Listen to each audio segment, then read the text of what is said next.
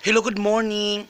Shoutout na pala dun sa nag-alma sa akin na parang nagalit siya sa akin kasi siguro kamag-anak ka albularyo. Sorry talaga ha. Shoutout ko lang to kasi hindi naman lahat ng albularyo. Kasi iba yung albularyo diyan sa inyo, iba dito sa amin. Kasi yung albularyo dito sa amin, nagpa-finding kasi na wala naman pinag-aralan yan. Tapos gumagamit sila ng Maxipil. Dapat pag albularyo kayo, para mapaniwala nyo yung mga tao, huwag kayo gumamit ng Maxipil. Mukha nyo puti-puti. Tapos pula-pula ng mga bibig nyo, dapat may mga kayo dyan ng 2 dosina. Tapos hindi ko yung sinasadya na yung mga albularyo doon sa ibang lugar. Kasi dito ngayon sa amin, kilala ko kasi yung albularyo dito na Itsasera. Kasi nag-finding siya na yung pinsan ko daw na buntis, hindi pala umamin sa nanay niya, tapos dinala sa albularyo. Yung finding ng albularyo, nirep daw ng kapre. Kung sabi ko lang, paano ko masyado na yung turo ng kapre doon sa mga ubari ng pinsan ko, napakalaki-laki niyan. Tapos maliit na yung pinsan ko kasi yun pala buntis. Kaya huwag kayong mag-finding dyan nga. Ano, iba kasi yung albularyo dyan sa inyo. Iba may mga albularyo sa ibang lugar. Kanya-kanya yan. Pero sa amin dito, ganyan ang experience ko dito kasi numuhunan sila dito luya, 2 piso.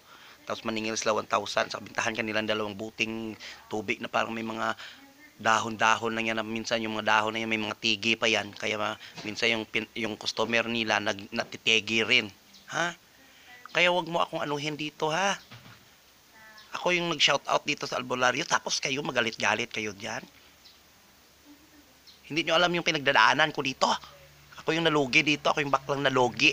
Kasi kagastos kapatid ko na nag-asa kami doon sa albularyo pagkatapos kidney trouble pala yung sakit niya. Tapos dinala namin sa ospital ng dialysis na sana ko na naagapan yun. Buhay pa ngayon yun. Yung mahal na mahal ko yung kapatid ko, kaya huwag kang ganyan-ganyan dyan, ha. Buhay ko to, saka depende sa experience ng buhay ko. Uy, kasi yung buhay nga namin dito, umasa kami nga nandoon sa albularyo, tapos wala naman nga kami dito, 2011 nga hanggang ngayon ako yung kapatid dito na nanganawagan ng hustisya na sana kung minadali namin pa ospital, buhay pa sana yon. At saka akong gumastos doon, pati pusa namin bininta ko na para magastos namin doon pang dialysis. At sa araw-araw parang naghahanap ako ng dugo doon, minsan wala na ako makuwang dugo kasi nagba-blood transfusion kami. Araw-araw nagdala ako ng ice bucket na pagkamala ako nagtitinda ng ice candy. At saka araw-araw ako nagkumukuha na ako ng dugo doon sa Red Cross. Wala nang stock. Minsan doon na lang ako sa slaughter kumuha kasi wala nang stock. Kaya huwag kayong ganyan dyan.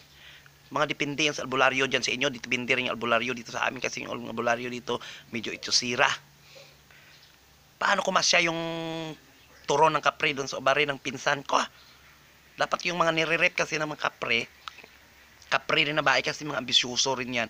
Mahilig rin sa mga fresh from the farm. Ayaw nila ng mga kapre na babae kasi siguro yung mga hita ng mga kapre na yon maitim pa yon sa hilipante na babae. At saka yung siguro yung habang inaano sa iba kasi yung sound ng babae na tao, iba talaga, ganyan ganyan, ganyan ganyan, siguro gusto nila masiyahan sila pa kasi pag siguro pag kapre na babae, iba yung sound ganyan, ganyan parang tikbalang rin yan. Kaya nagalit yan sila, kaya binubuntis nila yung sabi ng paano, sabi ko, tiningnan ko yung Pokemon ng pinsan ko, sabi ko wala namang nabaga dito, oy, maliit lang pumasok diyan. Pagkatapos bakit ganyan, nabuntis daw ng kapre, che, pag maraming bigote kapre agad, hindi boyfriend niya lang na parang kapatid ni Wolverine na punong-puno ng bigote na parang Bermuda grass na lumalaka na naglalakad, o kaya punong-puno ng dahon ng katawan, kapre agad. Baka doon sila sa bakante na pagkamalang kapre.